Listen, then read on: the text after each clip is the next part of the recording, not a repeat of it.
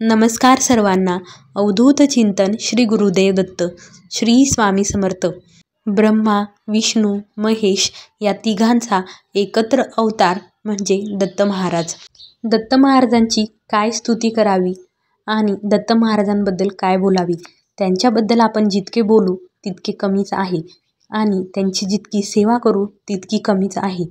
दत्त महाराजांची भक्ती केली, त्यांची सेवा केली तर ब्रह्मा, विष्णू, महेश या तिघांची भक्ती आणि सेवा केल्यासारखे आहे. दत्त महाराज हे चिरंजीव आहे, अविनाशी आहे आणि ते आजपर्यंत कोठेही थांबलेले नाही. त्यांचे जे अवतार झाले त्यांनीही आजपर्यंत कधी समाधी घेतलेली नाही. ते गुप्तच झाले आहे.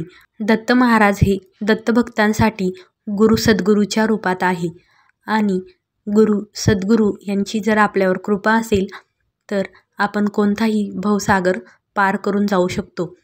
आजपर्यंत देवांचे अनेक अवतार झाले आणि त्यांनी आपले इच्छित कार्य साध्य केल्यानंतर पुन्हा आपल्या अवतार कार्याची समाप्ती केली. परंतु दत्त महाराजांचा अवतार असा आहे ज्याची आजपर्यंत कुठेही समाप्ती झालेली नाही. दत्त महाराज होते, आहे आणि भविष्यातही ते त्यांच्या भक्तांसाठी असणार आहे. दत्त गुरु संसार सागर हा पार करू. ज्या व्यक्तीला दत्त नामाचा छंद लागतो ती कोणताही भवसागर पार करून जाऊ शकते आणि संसारात राहूनही ती दत्त नामाने मुक्त होऊन जाते. दत्त महाराजांची अनेक दत्तक्षेत्रे म्हणजेच दत्तशक्तिपीठ आहे. परंतु दत्त महाराज कोठेही थांबलेले नाही. ते सतत भ्रमण करत असतात. स्नान काशीपुरी चंदन पंढरी संध्यासागरी तुम्हीच ना. करुणी भिक्षा करवीर भोजन पांचाळेश्वरी तुम्हीच ना.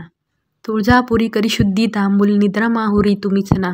करुणी समाधी मग्न निरंतर गिरणारी गुरु तुम्हीच ना. अशा प्रकारे दत्त महाराज सर्व तीर्थक्षेत्री भ्रमण करत असतात. संपूर्ण ब्रह्मांडच त्यांचं आहे आणि ब्रह्मांडाचे नायकच ते आहे. दत्त महाराजांनी जेथे पाऊल ठेवले तेथे एक तीर्थक्षेत्र निर्माण झाले आणि असे अनेक तीर्थक्षेत्रे संपूर्ण भारतभर आहे. त्यातीलच काही महत्त्वाची दत्तक्षेत्रे आज आपण पाहणार आहोत. दत्त महाराजांनी जेथे दत्त अवतार धारण केला आणि जेथे त्यांनी त्यांचे इतर अवतार धारण केले ती सर्व क्षेत्रे आज दत्तक्षेत्रे म्हणून दत्तशक्तिपीठ म्हणून उदयास आलेली आहे. जर दत्त महाराजांच्या सर्वच ठिकाणी आपल्याला जायला जमले नाही तर आपण या महत्त्वाच्या ठिकाणी किंवा यातील काही ठिकाणी आपण जाऊ शकतो आणि तेथे गेल्यावर दत्त महाराजांचा जो अनुभव आपल्याला येतो तो काही वेगळाच असतो. आज आपण अशाच महत्त्वाच्या दत्ततीर्थक्षेत्रांबद्दल जाणून घेऊया.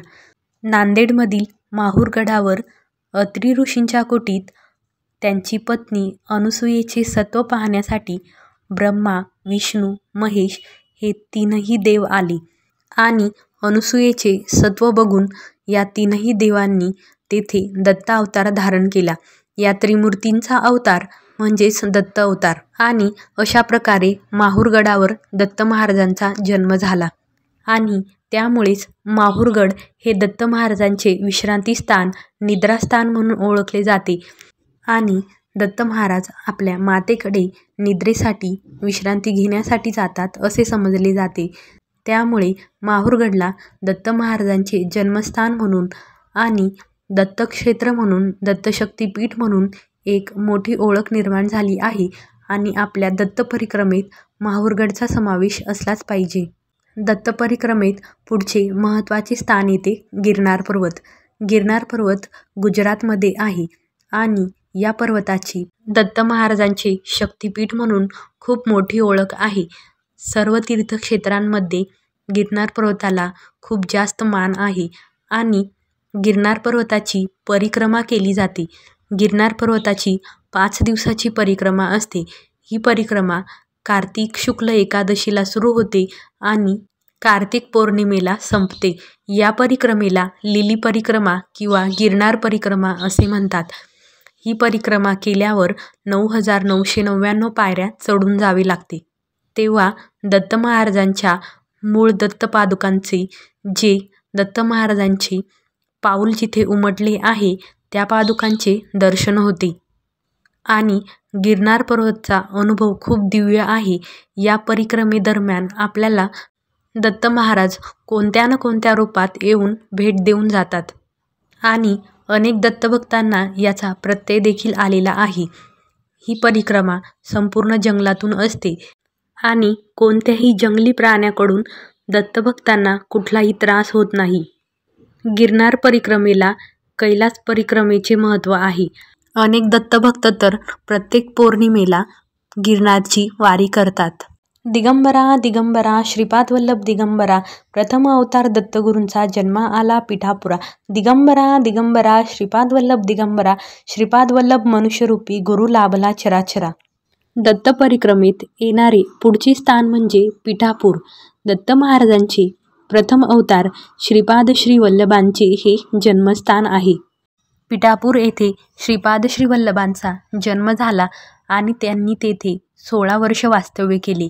येथे त्यांनी जगाच्या कल्याणासाठी अनेक लीला करून पिठापूरला एक मोठे दत्तक्षेत्र म्हणून उदयास आणले. स्थाने उत्तम शोधुनी, त्रिभुनी नाही असे पाहुनी, आला सत्वर पाचला कुरवपुरी, एकांत राहे वनी. दत्त परिक्रमेत येणारे पुढचे स्थान आहे कुरवपूर. कुरवपूर येथे श्रीपाद श्री वल्लभांनी 14 वर्षे वास्तव्य केले. कुरवपूरला श्रीपाद श्री वल्लभांची तपोभूमी असे म्हणतात आणि येथे त्यांचा खूप काळ वास होता. कुरवपूरला 14 वर्ष आपल्या लीला दाखवून जगत्कल्याण करून तेथीच कृष्णा नदीत ते अंतर्धान पावले आणि आपल्या अवतार कार्याची समाप्ती केली. दत्त परिक्रमेत येणारे पुढचे स्थान आहे कारंजा किंवा लाडकारंजा. ही श्री नृसिंह सरस्वती स्वामी महाराजांची जन्मभूमी. येथे ते लहानाचे मोठे झाले आणि मग तेथून ते पुढच्या तीर्थयात्रेस निघाले. श्री नृसिंह सरस्वती स्वामी महाराज हे दत्त महाराजांचे दुसरे अवतार होते. दत्त परिक्रमेतील पुढचे स्थान आहे नरसोबाची वाडी म्हणजेच नृसिंहवाडी. नृसिंहवाडी या ठिकाणाला खूप महत्त्वाचे स्थान आहे. येथे श्री नृसिंह सरस्वती स्वामी महाराजांचे तब्बल 12 वर्ष वास्तव्य होते आणि आपल्या अवतार कार्यादरम्यान त्यांनी अनेक लीला केल्या. येथेच घेवड्याच्या वेलाची कथा झालेली आहे. नरसोबाच्या वाडीला दत्त महाराजांची राजधानी म्हणून ओळखले जाते.